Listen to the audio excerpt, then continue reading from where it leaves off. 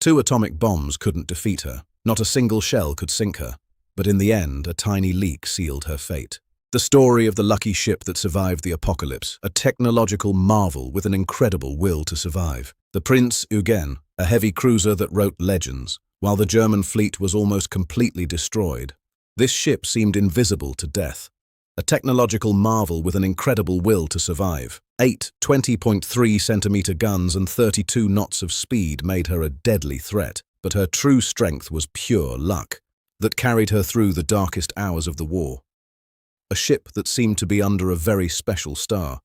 May 1941, together with the mighty Bismarck, she set sail for the Atlantic. In the Denmark Strait, they face the enemy. Together they sink the pride of the British, the HMS Hood, in just a few minutes.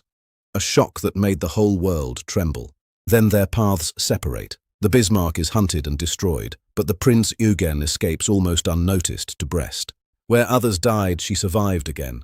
Her reputation as an indestructible ship was firmly anchored in the Navy from that moment on. February 1942, the Channel Dash.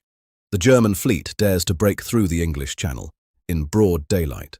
Right under the nose of the British coastal artillery, a strategic masterpiece under maximum danger for ship and crew. All around her, hell explodes. Mines, shells and torpedoes tear through the water. Ships left and right are heavily hit. But the Prinz Eugen navigates unscathed through the firestorm. Once again, she seemed invisible to fate. The lucky ship held its ground. Towards the end of the war, as a floating fortress in the Baltic Sea, she covers the retreat of millions of desperate refugees. Her heavy shells kept the enemy at a distance and saved countless lives. She fought tirelessly until the very last minute.